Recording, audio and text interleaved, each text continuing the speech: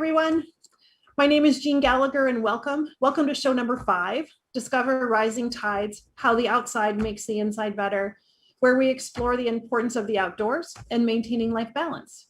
Through this series, we'll be talking to women business owners to understand their journey. And today, I'm excited to introduce Rita Massey. Hi, Rita. Hi. Rita has really spent lifelong interest in healing and has led her to a career of 30 years practicing holistic healing arts, including bodywork, Reiki, teaching yoga, and facilitating her inner healing and transformation. And I'm excited to talk to you today. Yeah. So let's start a little bit about your story, because I think that your story and what you've experienced yourself personally has really led you to where you are today. Isn't that right? Yes, most definitely. Yeah. So tell us about you and your journey. Well, I was working as a massage therapist back in the 90s and established myself doing that and discovered that I had breast cancer. And so that took me on this it took 12 years because it had metastasized and all that stuff to really get clear of it. And I learned a lot of things along the way about the body and the mind. And even one of the first things that I learned, first of all, is that asking questions is really helpful. So I kept asking, what will it take for me to heal? And I was asking, so what will it take for me to heal? And so things would then sort of percolate to me and go, oh, okay. And one of the first things that came up is this, I had this random phone call with a woman. I can't even remember how I met her. Mm-hmm. And she told me this amazing story on forgiveness. It was a Carolyn Mace thing. And that this man this woman had attended one of her programs and was so ill from cancer and dying that she was, kind of in a bed or a gurney or something. When Carolyn Mace led the segment on forgiveness, at the end of it, this woman stood up and said, "Thank you very much," and left the room. Wow.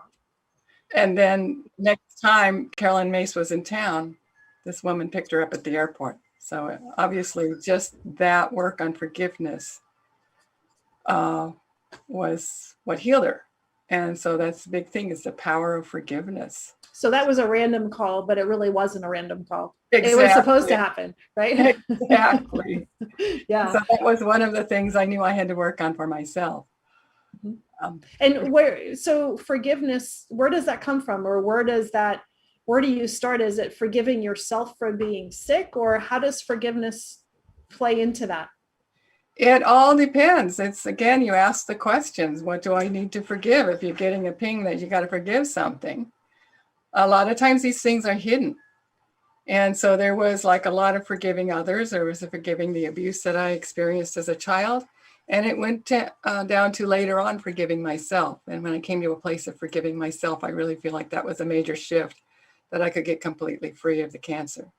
And so and I don't know, maybe this isn't accurate, so you can tell me if this is totally wrong, but when you're asking questions in the manner that you're asking, how do you get well versus why am I sick? Does that make a difference in the way you posture the question? Absolutely. It's everything to do with it, because you want to ask, why is not an empowering question. How is, what is empowering? Like, what can I do? Who can I be? What energy, space, and consciousness can I be to be completely healthy? If I say, why am I sick? You're just kind of going to get stuck into that energy instead of something that can shift, some greater possibility that can come in. So as a total sideline, which I'm really good on tangents, so we have to come back to this. Don't let me derail this totally, because we're in a really good spot. But I think I want to emphasize this why part, because this is really applicable to so many people in so many different areas, not just for illness. It becomes the importance of almost a self-blame, right, in that question, do you think? Right. So so if we're using the word why in a question about our situation, we really have to be conscious of the words we're using. Would that be accurate? Exactly. So why is one word not to use? It's 2 letters away from whine, right? So either you're going to be blaming yourself or someone else. It's usually something where you're going to be blaming and getting fixed on the problem rather than the solution. That's really interesting. I've never really thought about it before. It makes sense when you hear it. But there's so many words in our stories that we tell ourselves that happen all the time without us thinking about it. So that's really a good takeaway for many people, is to pay attention, not just to what you're saying, but the words that make up what you're saying. Well, it's like the questions, if you even compare, why am I sick? And you ask that question, why am I sick? And see how that lands, see how that feels. And then you ask, what will it take for me to heal? You can feel, you can sense that what will it take for me to heal is much more empowering. Why am I sick is almost like, let's stay the victim. Yeah, interesting. So thank you for that. Thank you. And so let's go back to forgiveness and back to what we were really talking about. So tell us more. Okay, so it's pretty simple. A lot of people think of forgiveness as if it's about letting the other person off the hook. And it's not that at all. It's simply letting go of the effect of that experience on you. When you let go of the charge from that experience and all of the hurts and all of the blames and all of the, that you have tied in with it, that keep you stuck in it, that's forgiveness releases all of that. It's like to get really metaphysical or whatever. I understood when I forgave some really heavy things in my life, I understood the whole thing about the resurrection of Christ, and I'm not saying that as advocating any religion or anything like that, but it's kind of like, oh, the light bulb goes off. Like it would be impossible for somebody, if people can raise from the dead, it wouldn't happen if they had that anger or resentment of what was done to them. But it felt like a resurrection that when I did release that. Oh, interesting. And so with the release and the forgiveness piece, and how did that change or progress your healing? Definitely it healed my whole life. Not just my body. How so? It healed my whole life. And what it does is that we now know how much thoughts and emotions have. I mean, science has been studying how much thoughts and emotions have influence on our physiology, on our metabolism, on our neurotransmitters, on our gut microbiome, all of this stuff that constitutes health. And unhealthy thinking and unhealthy emotions will foster disease. And the healthy emotions will heal us. And give your body a chance to heal as well. Yeah, so that it will heal itself, because the body is programmed to heal itself. But when we program all these thoughts in, they hinder that healing process. Yeah. And so through your healing process or through your cancer journey, how long was that? Like I said, it was, I had been battling with it for about 12 years, where it was coming and going. And then I was free of cancer for about 9 years. And then about 2 years ago, it came back and I had to go a little deeper. So I really worked at it and released some more stuff. And every time, I come out lighter and happier. Interesting. And so tell us about your business progression through this, and where logistically where you had been in the country and where you are now, because that's important to talk about, and how your business has evolved. Well, I had lived most of my life in Southern California, in the San Diego area. and then and so I went through, basically the cancer journey was in California. Mhm. At least the first 12 years of it was in California, and I was free of it before I moved here to Maui. And so you're in Maui now. I'm in Maui now, yeah. Mhm. And how is your business evolved since you've moved to Maui? Well, what happened is that a couple of things is, for one thing, getting older, the body doesn't like to do as much hard physical work as so massage is like okay for smaller amounts. And then I wanted to diversify. And also I just felt called to go into working deeper with people. So I started out with doing massage, and then I got into Reiki, and I've been doing that for a number of years too. And teaching yoga, and always wanting to go, well, massage is like a very temporary fix. How can I help people really change, on a more permanent, more on a deeper level? And so I got led to doing through the Reiki and then doing distance energy work. And now I'm doing more coaching. I had to, with my own inner work, healing the cancer, I learned a lot. And I got into different modalities, a lot of different modalities of self-help. And it was when I was in Maui that I got introduced to Access Consciousness, which is a very powerful set of tools. Mm-hmm. I've been exploring other things as well. I tend to be one, I like to have a big palette to work with. And so that's what I'm doing now. So let's break that down a little bit so that people have an understanding. And I have a really high level understanding of some of this, but not a lot. So tell me a little bit about the energy healing piece. Well, that's basically what Reiki is. It's basically being able to send energy. And basically what you're doing is you're channeling spiritual healing energy.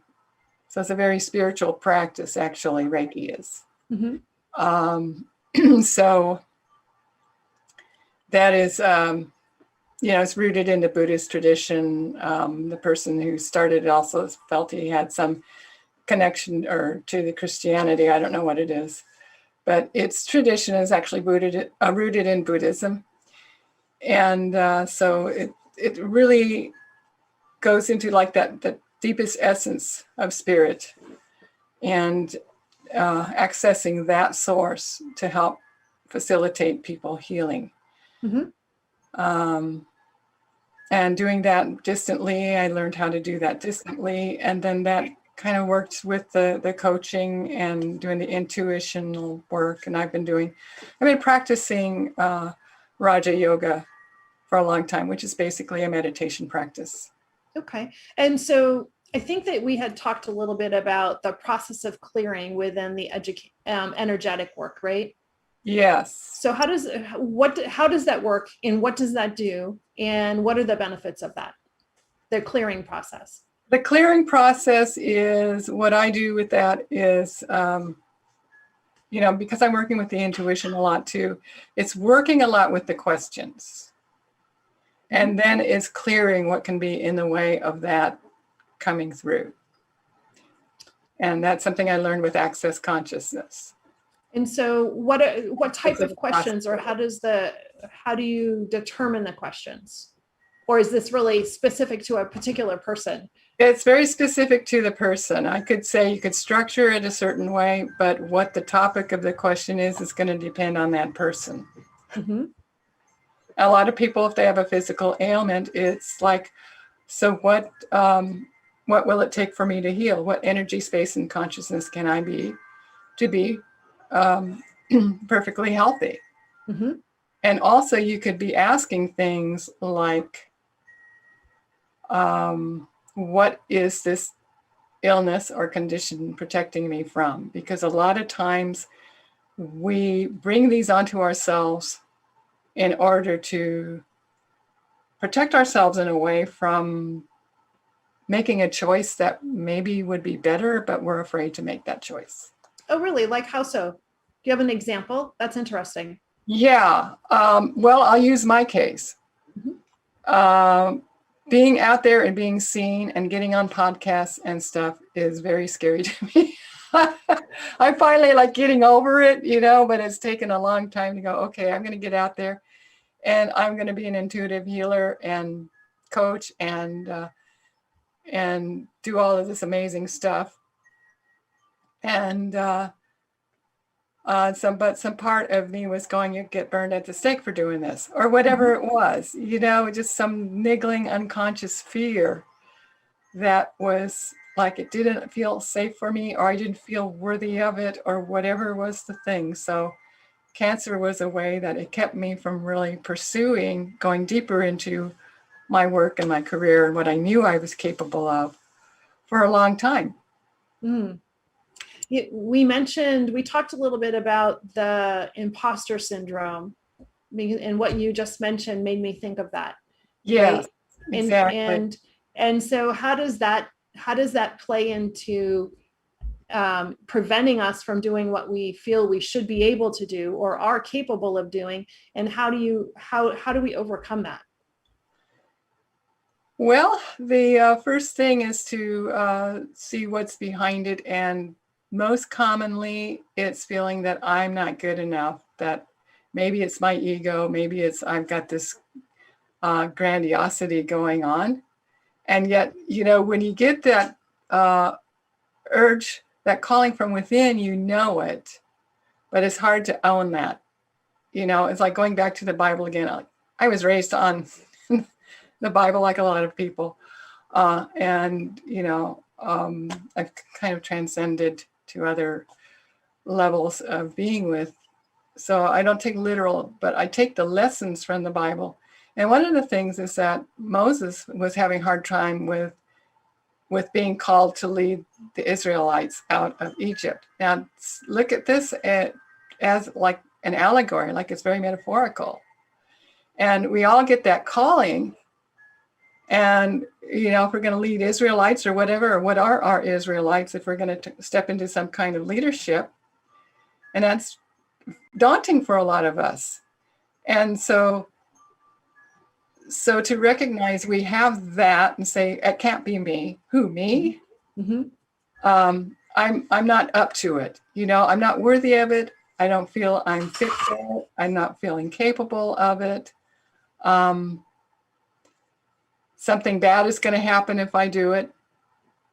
All of those things can hold us back. And then that also comes back to the questions that we ask ourselves, right? Exactly. And how the stories that we tell ourselves. Exactly. Mm-hmm. Mm-hmm. And it's all about unwinding those stories, because they're just stories. They are not who we are. And the answer is really to really step into who we are.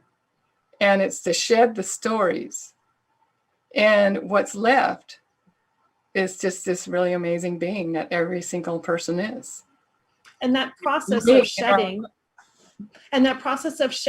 that takes time, doesn't it? Yeah, I'd say because we're stubborn. We hold on to things. Some of us more than others. Exactly. Yeah. So I try to make it as dynamic as I can. And because it can be daunting to really shift and change and transform, as you might say, and to let go of those things. And, I've always been on the path of looking for ways that are easiest, most painless, so you're not digging up the old stuff. And you don't have to go anywhere further than just be aware of a feeling. And know there's some story there, but you don't have to get into the story to recognize the lie that's in there. And so with the progression of your modalities and moving into the Access Consciousness, did I get that right? Access Consciousness. Okay, good. And so how did that transition happen? What drew you to the Access Consciousness, and how does that change what you do with clients?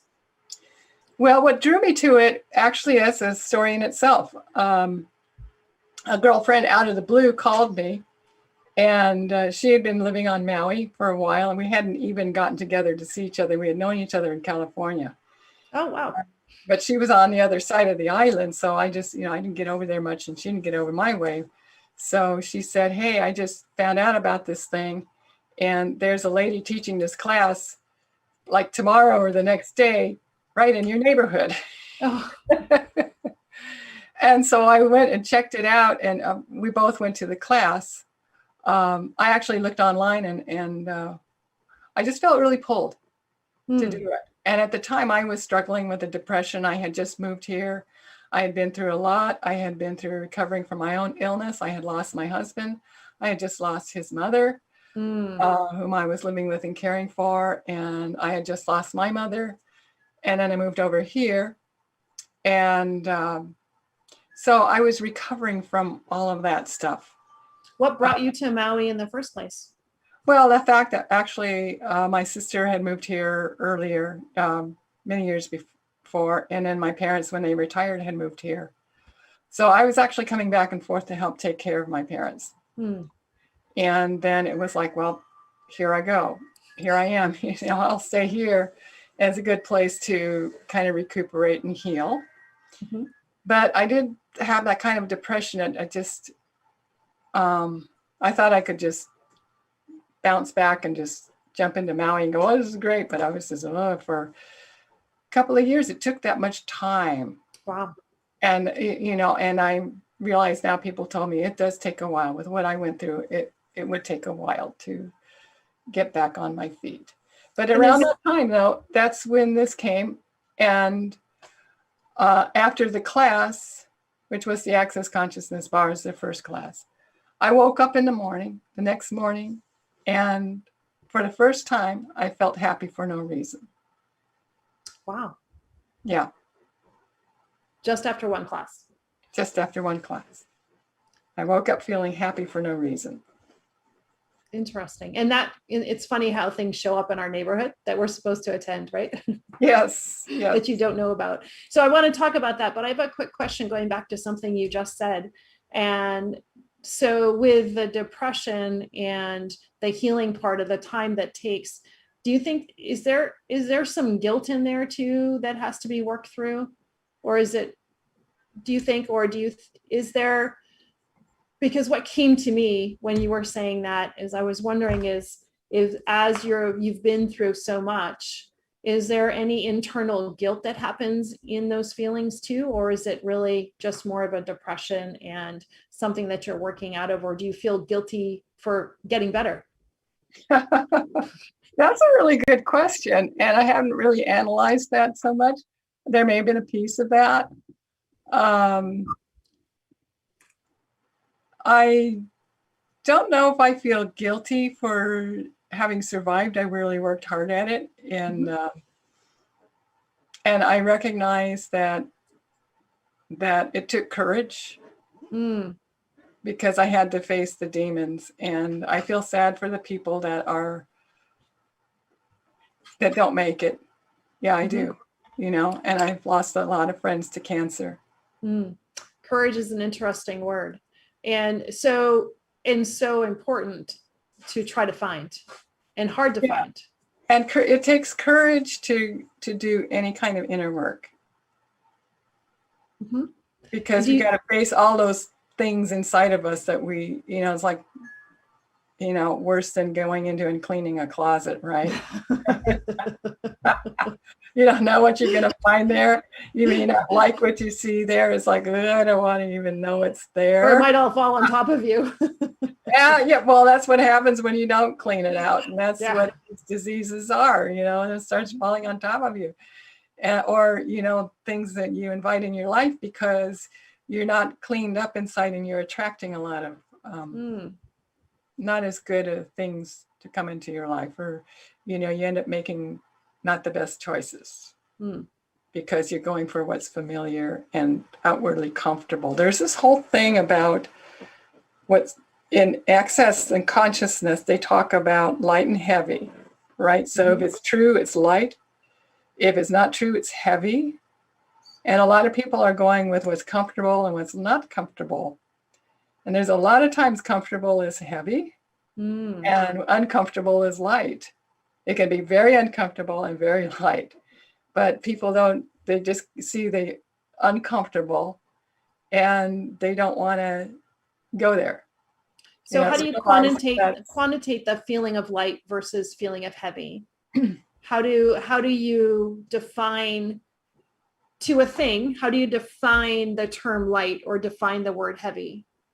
I think it's kind of an internal thing you figure out. Some people feel like light is like there's this upward motion, lifting feeling with it, and heavy is kind of goes down. Some people feel light is like spacious and heavy is dense. So you can kind of sense in your own, I really invite people to use their own internal senses. Or it could even be a color association too, right? It could be, if that's what you are, like light and dark. That's so it becomes a very personal thing, but it's a sense that you can have. So after one class, so tell us, how do you think one class made you feel lighter, right? Or happier? Or what was it that really clicked for you? Well, in that class, the first class, what I learned was a thing they call the Access Consciousness Bars, which is really great for if you're a massage therapist and put your hands on people, because it's a hands-on process. And they did get into the questions and the clearings with the questions somewhat, but it was focused on this hands-on thing. And what it is that it is where you're placing your fingers lightly touching the head and holding the position of the fingers for a while. And there's a sense of something discharging energetically. So as a practitioner, I feel that my fingers get buzzy. And the person lying on the table goes into la la land. And this is where your Reiki work really comes into play. Right. That's not no, Reiki. It's not. But you've had that feeling before, or you've had the energy transference. Did that help, do you think, or is it totally different? It's a totally different thing. It works it's kind of like the difference between, it's maybe a little bit more towards something like acupuncture or acupressure. So I think there's something that electrical that happens in the brain. Now, I don't know, because they're still researching to figure out exactly what goes on with it. It was kind of like, I could say it was a download, and they were just fooling around with it. And then they came up with this. And this was just like, the person that came up with it, he's a very intuitive person. And it started to work. And the result is that you get clear from doing the access bars. Your head is just clear of a lot of the static and clutter, and even a lot of the where your mind is entrained in certain patterns of thoughts and emotions and reactions. And it's there that when you can neutralize those pathways, you can then look at the world with new eyes. Interesting. Because now you don't have all of those patterns set up in your consciousness. It's kind of like you're a little bit more like a little kid or a new baby. You're just going, okay, what's out there? Instead of interpreting everything according to your past traumas. It gives you an opportunity to have a different outlook on the same thing. Yes, and a little space to make a different choice than what would be that habitual reaction. Yeah, and that's the main thing. And it's not like it makes you stupid. It doesn't make like a brand new baby and you have to learn everything all over again. It's where all of this stuff that comes in, where you have all of these assumptions and conclusions that you jump to, are cleared out of the way. So it's more like a more pure awareness. Interesting. So you can address a situation from that place instead of all the programming. And so this is where after attending the class yourself, this is what has really springboarded the trajectory of your business currently. Is that right? Yeah, I'd have to say to a certain extent, it's a combination of things. And it's sort of like all kind of come together. So that my being able to work with the Reiki distantly means that I can now work distantly with other people and do access consciousness, mostly the questions, the clearing. So a lot of those questions that I learned from access consciousness. So the what and the how questions that get people going, these are empowering questions. So as long as you are in the question, you're open to new possibilities. You come up with an answer, you close all the door to the other possibilities. So then it's time to ask more questions. So you stay open to more possibilities. Wow, interesting. And so what does a client interaction look like for you? Can you even answer the question? I don't know. So is it possible to even answer, because you're pulling in so many different modalities for one particular person, and one person might be different than another person, right? So that's probably a bad question. It's how I do a massage. I have a big, broad palette of what I do with massage, and it just depends who's on my table and what they need at the moment. And it's that way when I work with my clients, so that there's a whole toolbox with access consciousness. There's the Reiki. So, and I'm now playing with Sedona method. I've learned tapping. I've learned a lot of things where, what is this client going to need right now? And I work with my intuition, and then sometimes I'm asked to do something that's totally unrelated to anything I've ever learned before. Because I'm getting a hit to do this thing, and I'm just going with it. I don't know what I'm doing. We'll see what happens. And then, the client will go, wow, that was great. And I'm going, oh, okay. So do you have to do anything to protect yourself from their energy? I stay connected to my spiritual source. So if I am, and also it's, there's two things, that connection there. The other thing is by staying out of judgment. Why? How? Tell me about that. It's just a choice, really. When I see that up, it's like, okay, that's a judgment. How can I see this purely? So if I'm having a sense of, oh, well, I'm interpreting anything or taking in something, for one thing, and it's not light, for one thing, it's not mine. Send it back. Return to sender. But a lot of it is by staying in my spiritual guidance system. And so I'm constantly getting washed. And that helps me keep out of judgment, because I'm more in that divine consciousness, you'd say. And there's no judgment there. So if I'm there in the attitude that I am serving the divine, they are guiding me, they are instructing me.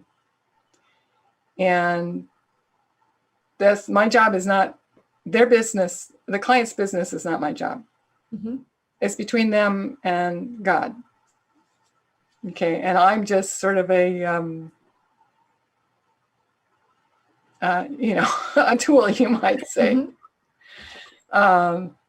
So they can make that connection. Yeah, well, that's what a healer does. A true healer is not really doing the healing. You're a conduit for the healing. I'm a conduit. Good word. Thank you. Thank you for bringing that up. That's perfect. Good, good. And so through all of this, and in order to take care of others, you have to take care of yourself. And what do you do yourself to take outside of healing? So what do you do yourself outside? Outside, yes. Very quickly, what I do inside, you can see surrounding me. Okay.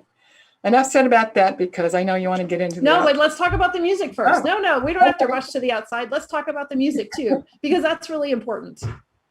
Yes, it nourishes the soul. Got to find these things that nourish the soul, make you feel like life is worth living. And I find that music really does that. And I've had that all my life, and I've been, sometimes I get too busy for it. And a lot of years I have, and recently I've really dove back into it, and it's like, why did I ever abandon it before? Mm. You What know, brought you back to it? not being completely away from it, but just having an opportunity to play with some people. Mm-hmm. And so now I've been regularly playing with people, and you know, and I've been taking some vocal lessons and whatnot. So getting serious about it again. You know, I have done a little bit of professional work in the past, and you know, we get busy and we just don't do much of one thing or another. And when I did get into the healing work, part of what I did music for was satisfied in doing the healing work, because music is a healing modality, in my opinion. Mm-hmm. Mm-hmm. And so working with my hands on healing other people satisfied that aspect of the music. But what the music does for me particularly, you know, in just lightening up my soul, is something that even, you know, when you're in this thing of putting out so much energy to work on another person, it's not the same as, it's just as fun for me as it is for the listener. So then, but it also must refuel you, right? Totally. Yeah. Yeah. And so do you, and we never talked about this, so I don't know if this is a good question or not. This came up in a conversation with somebody else just recently. Do you ever do sound bathing? Yes. Yes. I have favorite people that I go and to their sound baths, sound journeys. There's some people that do these, they call it sound journeys, and it's kind of a journey. It's just really cool.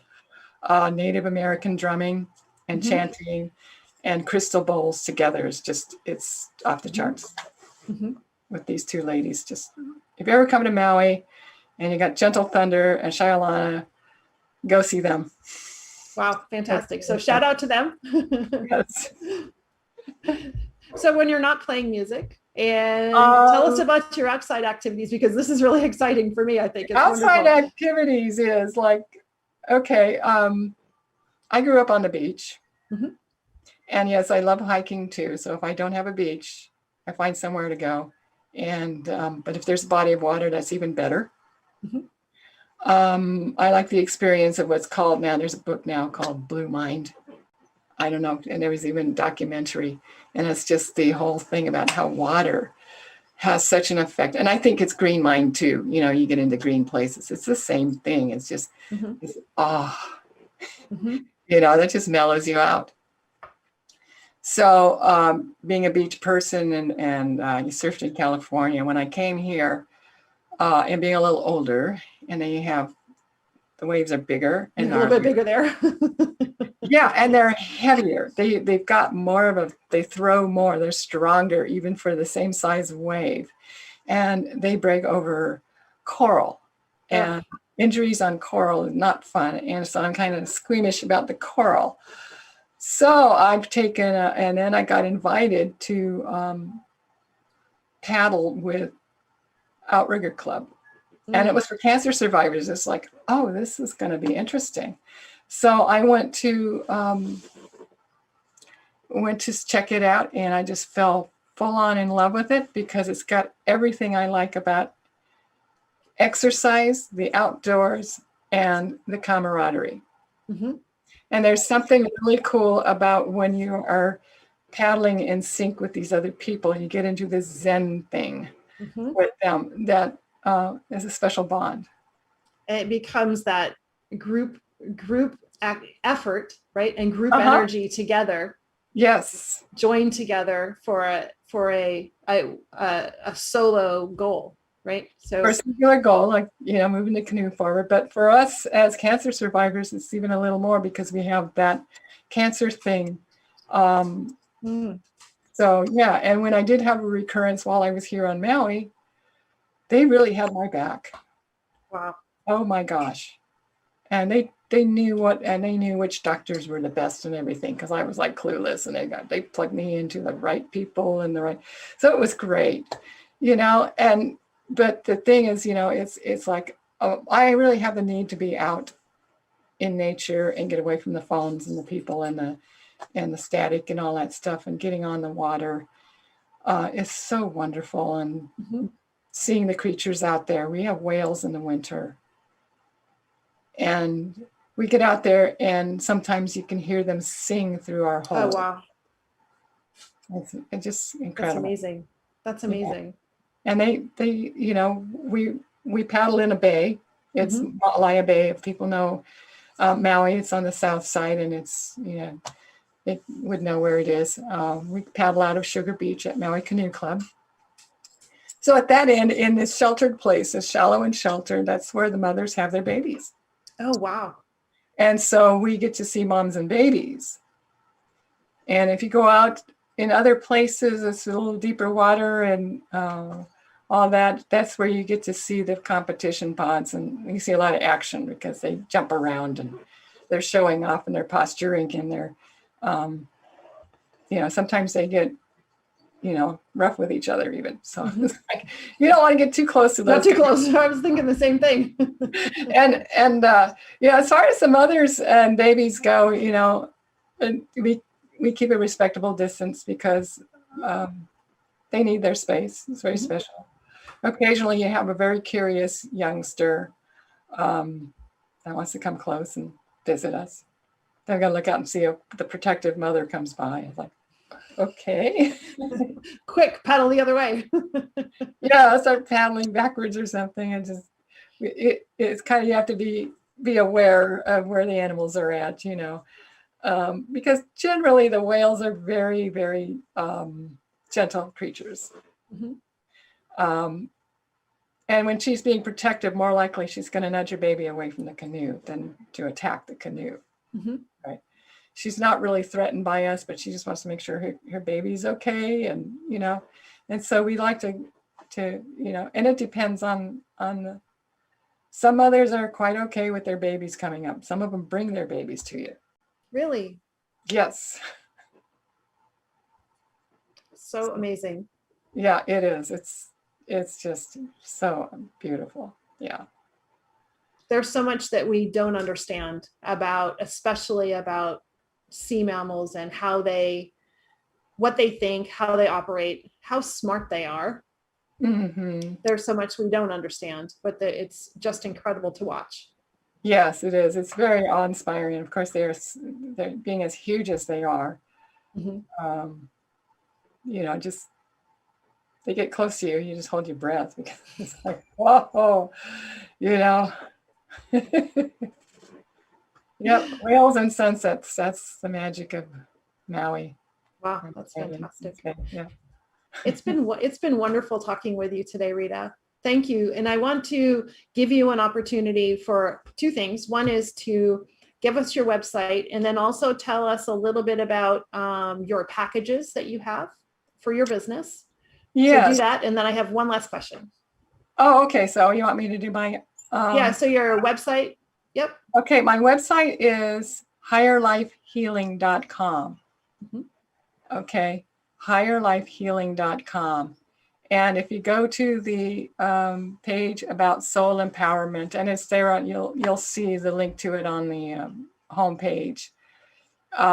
There you go to find out more about the soul empowerment work that I do. And I am offering a very special thing of where one-off sessions, an introductory price of $125. That's only for a certain period of time. I'm going to have that going on, and a package of 3 is being for $297. So check it out, and if you feel like you need a little help in getting the courage to step into your real calling, your true calling, yes, come on and visit me. And how long are each session? Oh, they're 60 minutes. 60 minutes. Great. Good. And so my last question to you is, and I didn't warn you about this, so surprise. What thought would you like to leave us with today? Oh, wow. Yeah, anything is possible. For me, I've had the most greatest internal struggles, you know, and if I can do it, so can you, is the thought that I would like to leave. Thank you. There's one other thing I would like to do. Just let me see if I can find it. Oh no. Oh no. I have it on a bookmark and I just wanted to share.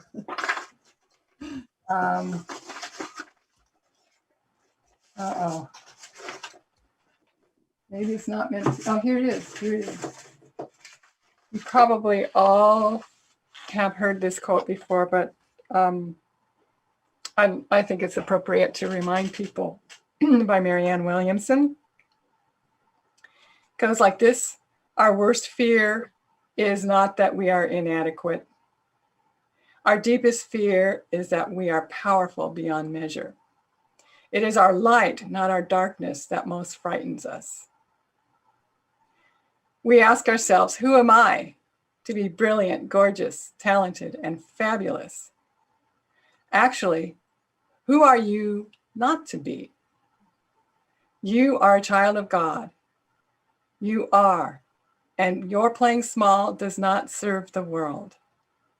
There is nothing enlightened about shrinking so that other people won't feel insecure around you. We were born to make manifest the glory of God within us. It is not just in some of us, it is in every one of us. And as we let our own light shine, we unconsciously give other people the permission to do the same. As we are liberated from our own fear, our presence automatically liberates others. Well, thank you for sharing. And on that thought, thank you so much for being here today. And it's been a pleasure talking with you. And everybody have a great day. And we'll see you in a couple of weeks, first and third Wednesday at 3 p.m. Pacific.